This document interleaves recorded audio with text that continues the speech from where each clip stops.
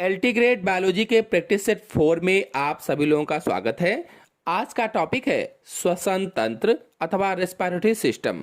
तो इस टॉपिक पर आधारित मोस्ट इम्पॉर्टेंट एमसीक्यू आपको समझाएंगे, लेकिन एमसीक्यू समझाने से पहले कुछ जानकारी आपको बता देते हैं, इसके बाद एमसीक्यू लेते हैं। कि देखिए, श्वसन अंग अलग अलग जंतुओं में अलग अलग होते हैं।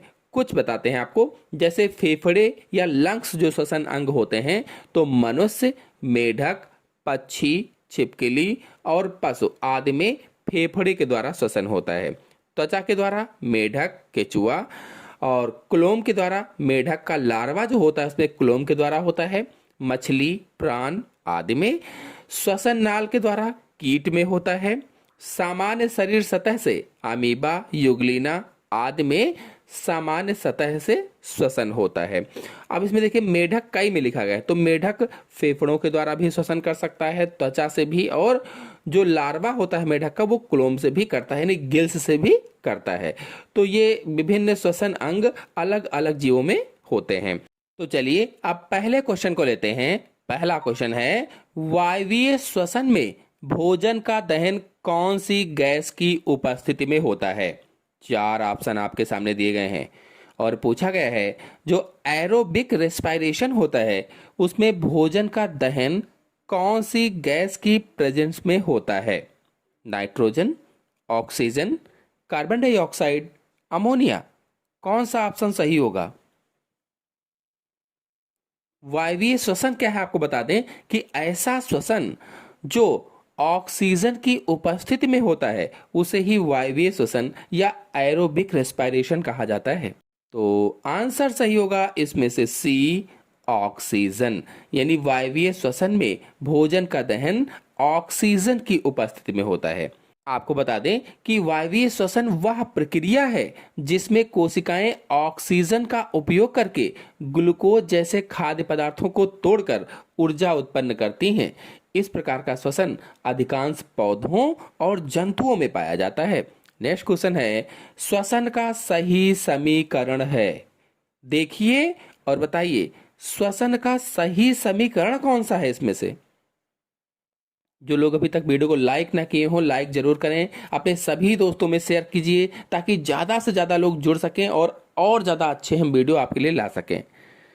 श्वसन का सही समीकरण है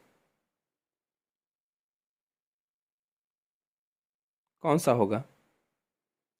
आंसर सही होगा इसमें से पहला C6H12O6 plus 6O2 arrow 6CO2 plus 6H2O और 686 किलो कैलोरी ऊर्जा। ये श्वसन का सही समीकरण है। और आपको बता दें इस समीकरण में ग्लूकोज के एक अणु से पायरुविक अम्ल के 2 अणुओं का निर्माण होता है और यह प्रक्रिया ग्लाइकोलिसिस कहलाती है। ग्लाइकोलिसिस यहाँ पर पायरुविक अम्ल के ऑक्सीकरण से CO2 और जल तथा ऊर्जा निकलती है।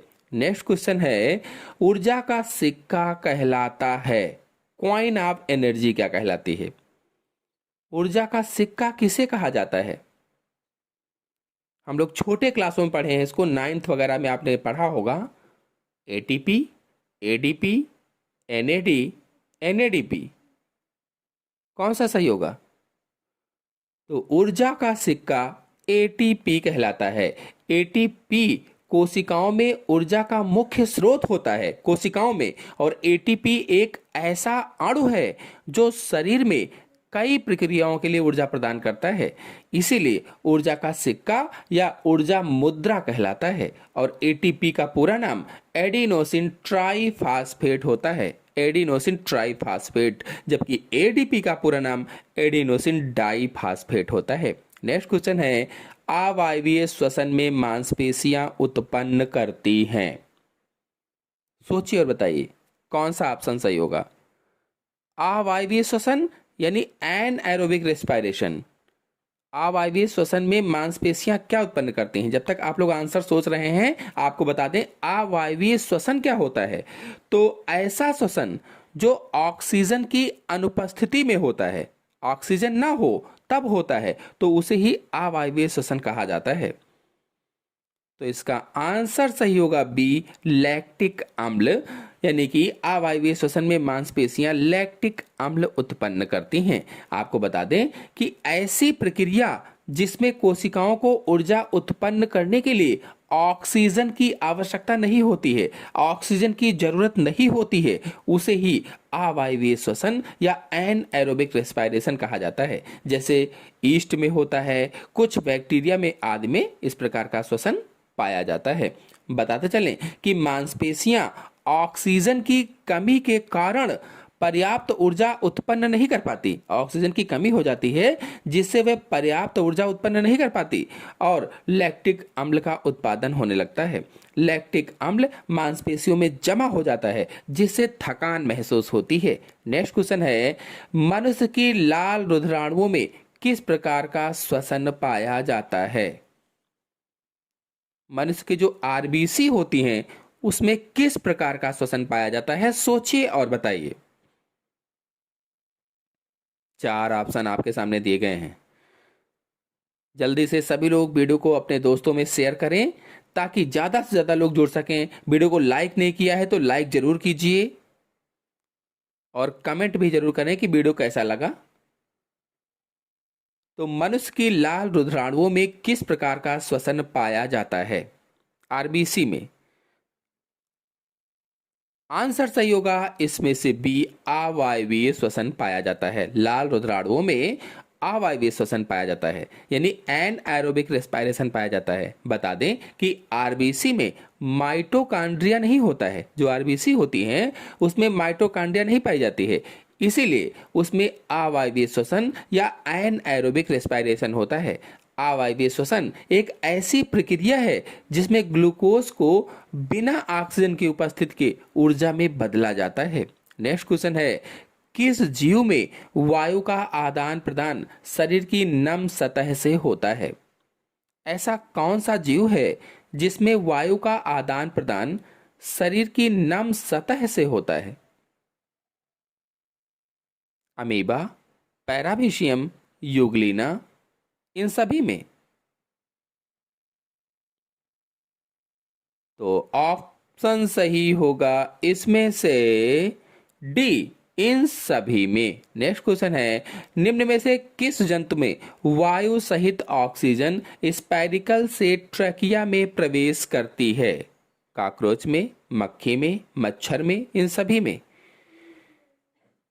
निम्न में से किस जंतु में वायु सहित ऑक्सीजन स्पाइरिकल से ट्रैकिया में प्रवेश करती है?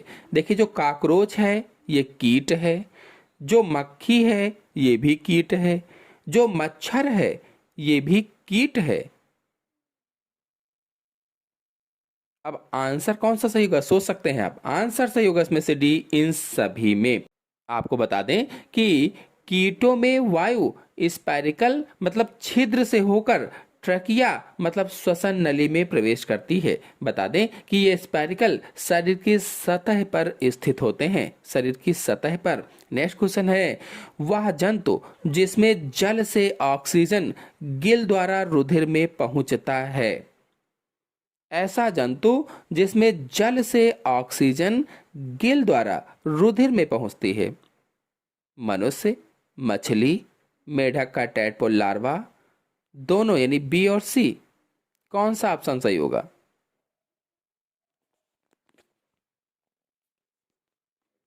ऑप्शन सही होगा इसमें से डी, बी और सी दोनों। बता दें कि मछली की श्वसन प्रणाली में गिल एक महत्वपूर्ण अंग है और ये गिल पानी में घुली हुई ऑक्सीजन को सोख लेते हैं और फिर उसे मछली के रक्त में पहुंचाते हैं। और मेढक जब लार्वा के रूप में होता है तो वह गलफड़ों या गिल से सांस लेते हैं, जैसे कि मछली बिल्कुल उसी तरह से सांस लेते हैं। जब लार्वा होता है तब की बात कही गई है। नेक्स्ट क्वेश्चन है, मनुष्य में श्वसन क्रिया होती है?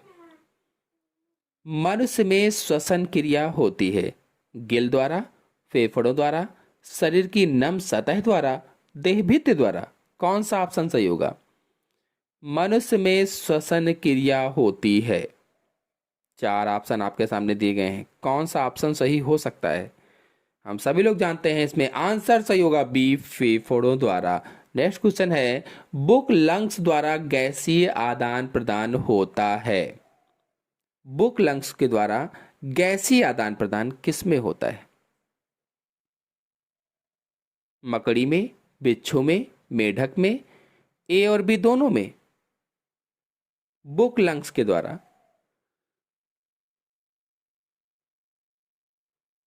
आंसर सही होगा इसमें से डी, ए और बी दोनों में, यानी मकड़ी और बिच्छू दोनों में बुक लंग्स के द्वारा गैसीय आदान प्रदान होता है।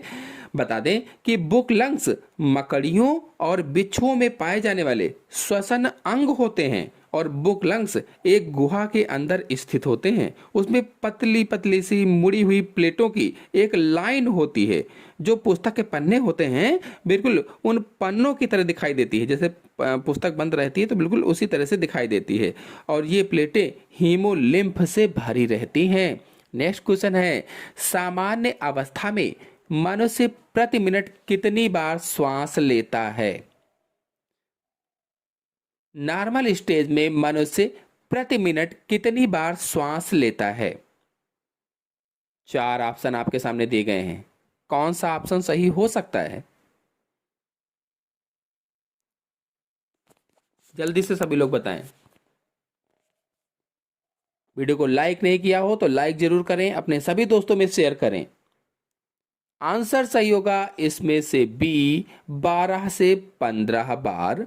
नेक्स्ट क्वेश्चन है, अंतः श्वासित वायु में सर्वाधिक प्रतिशत मात्रा होती है, यानी जो हम श्वास को अंदर की ओर खींचते हैं, जो वायु हमारे नाक से अंदर की ओर जाती है, उसमें कहा गया है कि सबसे ज्यादा मात्रा किस गैस की होती है? ऑक्सीजन की, कि नाइट्रोजन की, कार्बन डाइऑक्साइड की, कि नियान की? किसकी मात्रा अधिक होगी?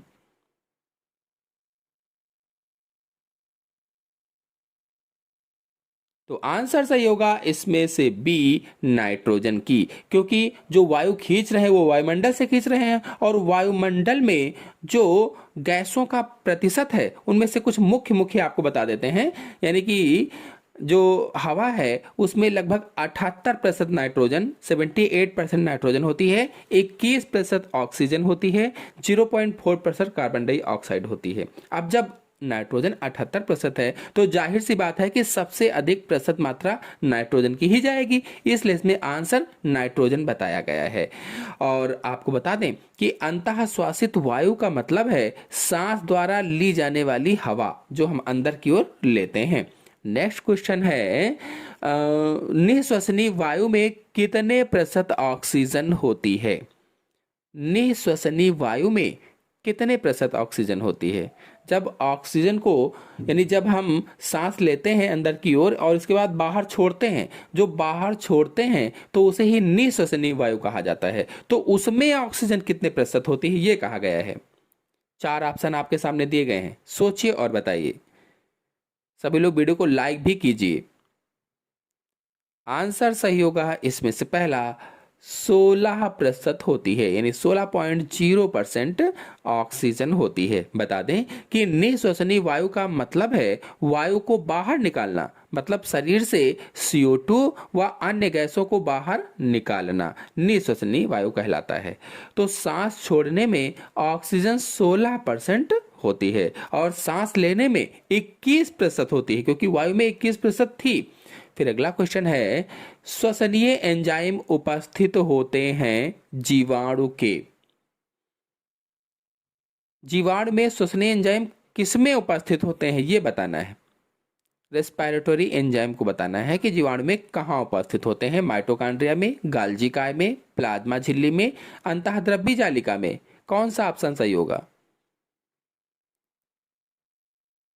देखिए आपको बता दें, जो जीवाणु की बात की गई है तो जीवाणु एक कोशिकीय होता है और जीवाणु की कोशिका में माइटोकॉन्ड्रिया, गाल्जी काय, अंतःद्रव्य जालिका नहीं पाई जाती है, इसलिए इसमें आंसर सही होगा सी, प्लाज्मा झिल्ली में। बता दें कि बैक्टीरिया अथवा जीवाणु में श्वसन एंजाइम मीसोसोम में पाए जाते हैं, मीसोसोम में, और मीसोसोम बैक्टीरिया की प्लाज्मा झिल्ली के अंदर की तरफ होती है, प्लाज्मा झिल्ली के अंदर की तरफ, इसीलिए इसमें आंसर प्लाज्मा झिल्ली ही सही होगा। नेक्स्ट क्वेश्चन है, मनुष्य के एक हीमोग्लोबिन अणु के साथ ऑक्सीजन के कितने अणु जुड़े होते हैं? एक हीमोग्लोबिन अणु के साथ ऑक्सीजन के कितने अणु जुड़े होते हैं कहा गया है। आपको बता दें जी, मनुष्य जो होता है इसमें हीमोग्लोबिन मनुष्य की आरबीसी में पाई जाती हैं, लाल रुधिराणुओं या लाल रक्त कोशिकाओं में पाई जाती है, और ये हीमोग्लोबिन ऑक्सीजन का परिवहन करती है। और यहां पूछा गया है कि मनुष्य के एक हीमोग्लोबिन अणु के साथ ऑक्सीजन के कितने अणु जुड़े होते हैं, तो आंसर सही होगा इसमें से डी, 4 अणु जुड़े होते हैं। नेक्स्ट क्वेश्चन है, निम्न में से कौन स्वर रज्जु रखता है? वोकल कार्ड कौन रखता है? 4 ऑप्शन आपके सामने दिए गए हैं, आंसर कौन सा सही होगा सोचकर बताइए।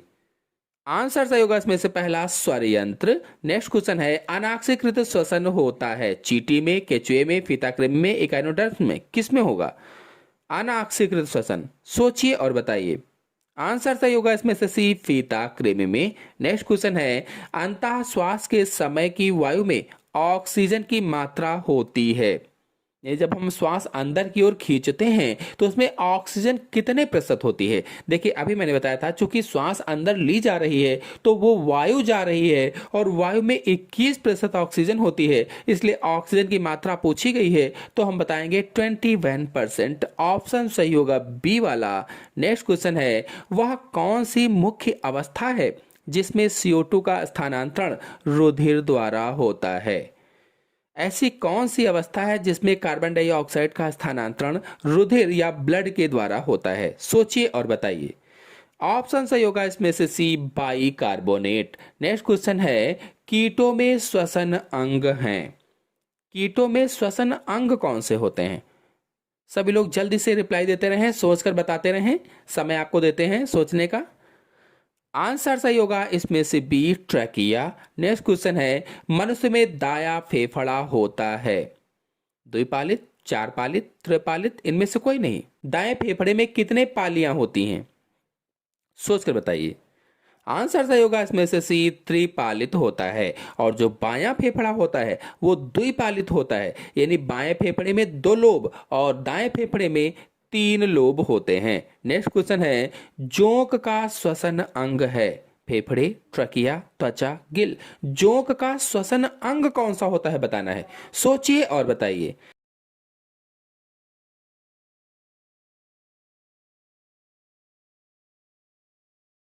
आंसर सही होगा इसमें से सी, त्वचा। नेक्स्ट क्वेश्चन है, श्वास केंद्र स्थित होता है। 4 ऑप्शन आपके सामने दिए गए हैं, सोचिए और बताइए।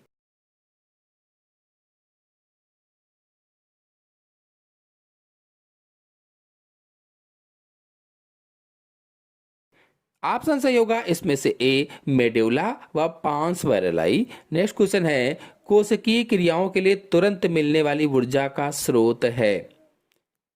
कोशिकीय क्रियाओं के लिए तुरंत मिलने वाली ऊर्जा का स्रोत बताना है। सभी लोग सोचकर जल्दी जल्दी रिप्लाई देते रहें।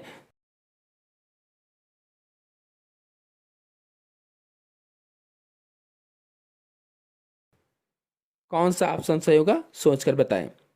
आंसर सही होगा इसमें से डी, ATP यानी एडिनोसिन ट्राइफॉस्फेट। नेक्स्ट क्वेश्चन है, मनुष्य के फुफ्फुसों की कुल सजीव क्षमता होती है। 4 ऑप्शन दिए गए हैं, फेफड़ों की कुल सजीव क्षमता बताना है।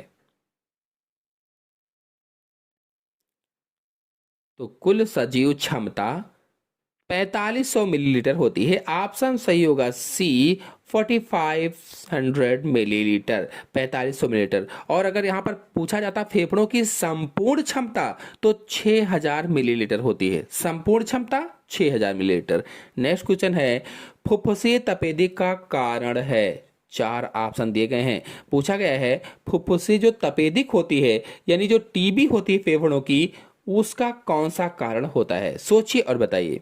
आंसर सही होगा इसमें से बी, माइकोबैक्टीरियम का संक्रमण। नेक्स्ट क्वेश्चन है, मनुष्य में वसा का श्वसन भागफल होता है। वसा का श्वसन भागफल कितना होता है? अगर श्वसन भागफल क्या है आप नहीं जानते हैं तो अभी जल्दी ही मैंने वीडियो अपलोड किया है और श्वसन भागफल क्या है बहुत ही अच्छी तरीके से समझाया है, आप लोग जाकर के वो वीडियो देख सकते हैं। और अगर अभी तक वीडियो को लाइक नहीं किया है तो लाइक कीजिए, अपने सभी दोस्तों में जल्दी से शेयर कर दीजिए। आंसर सही होगा इसमें से सी, 0.703। नेक्स्ट क्वेश्चन है, जब कार्बोहाइड्रेट का अवायवीय श्वसन होता है तब श्वसन भागफल होता है। कार्बोहाइड्रेट का अवायवीय श्वसन होगा तो श्वसन भागफल क्या होगा? सोचिए और बताइए।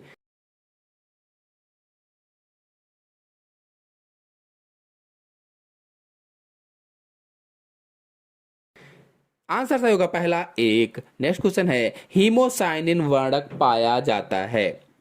हीमोसाइनिन वर्णक किस में पाया जाता है? चार संघ यहां पर लिखे गए हैं, किस संघ के जीव में हीमोसाइनिन वर्णक पाया जाता है? सोच कर बताइए।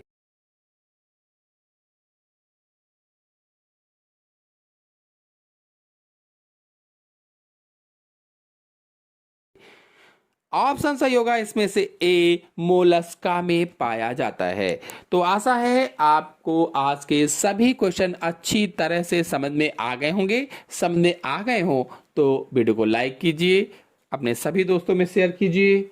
चैनल पहली बार आए हैं तो चैनल को सब्सक्राइब भी कर लीजिए। धन्यवाद।